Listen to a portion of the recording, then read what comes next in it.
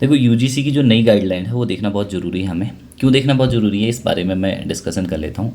अगर कोई बच्चा नेट की तैयारी कर रहा है, ठीक है, तो उसको पता होना चाहिए कि नेट की तैयारी करके उसे क्या मिलेगा और क्या फ़ायदा होने वाला है, ठीक है। तो ये यूजीसी की नई गाइडलाइन के हिसाब से अब जो है यूजीसी ने ये बहुत क्लेरिफाई कर दिया है। पहले क्या किया था यूजीसी ने, इससे पहले जो हमारा रेगुलेशन था, यहाँ पे पढ़ सकते हो आप, clarification of UGC regulation of minimum qualification for the appointment of teacher on other academic star in the university colleges. अगर आपको असिस्टेंट प्रोफेसर बनना है, मैं देखो प्रोफेसर के अलग अलग लेवल होते हैं, असिस्टेंट प्रोफेसर, एसोसिएट प्रोफेसर, फिर प्रोफेसर आते हैं।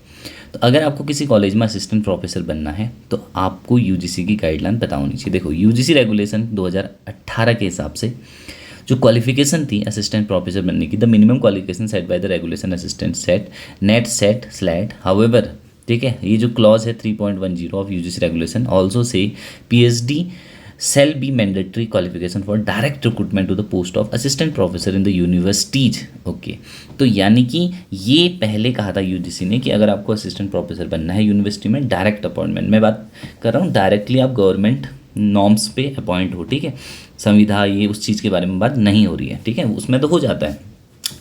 तो जो क्वालिफिकेशन बताई थी यूजीसी ने वो ये कहा था कि आपका पीएचडी होना मैंडेटरी है, बट यूजीसी ने अब इस ऑर्डर को रिवर्स कर दिया है।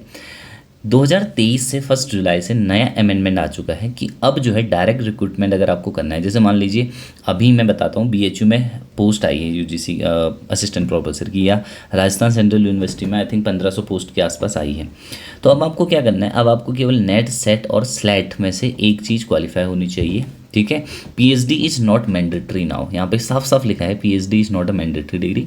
मास्टर में अगर आपकी 55% है और आपने नेट सेट स्लैट ये कुछ किया है तो आपको डायरेक्टली अपॉइंट किया जा सकता है as assistant professor who are have been awarded PhD degree is accordance with the University Grant Commission, ठीक है। 2009 से 2019 जो 2009 का रेगुलेशन एक्ट है यूजीसी का, उसके अकॉर्डिंग अगर आपने पीएचडी की है उनको सेट और नेट है ना, एग्जेम्प्टेड फ्रॉम नेट स्लैट और सेट, इनको इनमें से ये एग्ज़ाम अगर आपके क्वालिफाई नहीं भी है, पीएचडी है आपके पास, रेगुलेटेड वाली पीएचडी है, तो आप directly as a assistant professor join कर सकते हैं।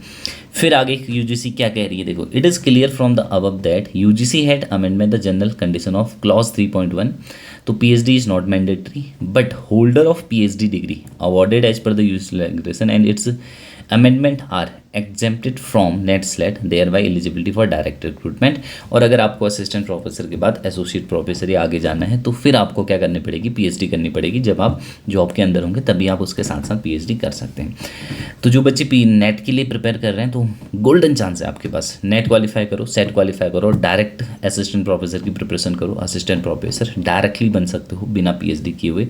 तो hope so you enjoy this information. तो अगर समझ में आई बातें तो आप क्या कर सकते हैं, नीचे मैंने नेट गेट के लिए एक स्पेशल ग्रुप बना रखा है, उसमें केवल वही बच्चे ज्वाइन हो जो नेट गेट जेस्ट की तैयारी कर रहे हैं। और साथ ही साथ आप क्या कर सकते हो, चैनल को सब्सक्राइब कर सकते हो, जो भी अपडेट आएगी यूजीसी की तरफ से नेट से रिलेटेड या गेट से related, I will deliver that one. Okay, thank you, have a nice day.